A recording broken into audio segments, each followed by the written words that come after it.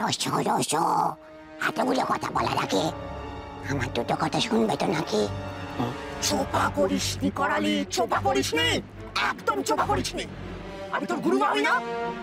আগে তুই আমায় বল, তুই দেবীর দাসী হয়েছিস কোন সাহসে? কোন সাহসে? পাঠশালায় তোকে আমি এই শিখিয়েছিলাম। আমি কি করবো?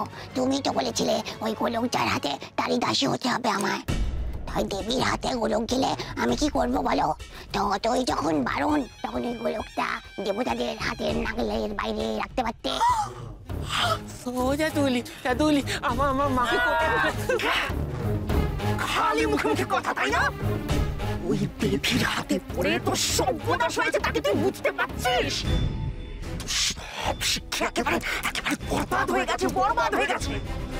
তোকে আবার বিশ্বচিনী পাঠশালায় শিক্ষা নিতে হবে, ফের গোড়া থেকে শুরু করতে হবে। কেন কেন? আমার কি দোষ? আমি কি ইচ্ছে করে দেবীর দাসী হয়েছি নাকি? কেন গোড়া থেকে শুরু করতে হবে? সেসব বলতে তো আর হবে না, যা নিয়ম তাই হবে। তবে একটা ভালো হয়েছে কি জানিস? তোর অকম্মাপনার জন্য বিরক্ত হয় ওই নধর ধীরত্ন আমায় ডেকে এনেছে। এইবার ওই সর্বমঙ্গলাকে তো খাবোই, তার সাথে সাথে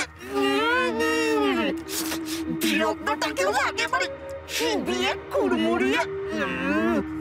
ওরে বাবা রে বাবা, আমার জিভে জল এসে গেল গো। নে নে, অনেক হয়েছে। তোদের খুঁজে বার করতে আমার প্রচুর খাটনি হয়েছে। শোন, আগে ওই সর্বমঙ্গলাকে আছাড় মেরে ফেলে শেষ করে ধীরত্নর কাছে নিয়ে যাবো, বুঝলি? আয় চল, ওটাকে গিয়ে ধরি। সর্বমঙ্গলা কোথায় সে? কোথায় পেলি তাকে?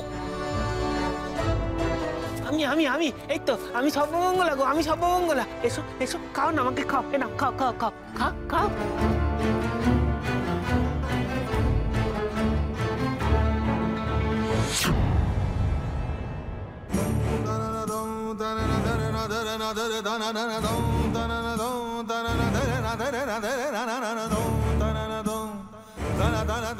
ও কি বাবা ঠাকুর, অত উপরে ত্রিশূলের উপর পড়ে ওর শ্বাস চলছে এখনো? ও কি বেঁচে আছে এখনো? ওর কপালে ওটা কিসের আলো পুরোহিত মশাই? লীলা, এই সবই মায়ের লীলা।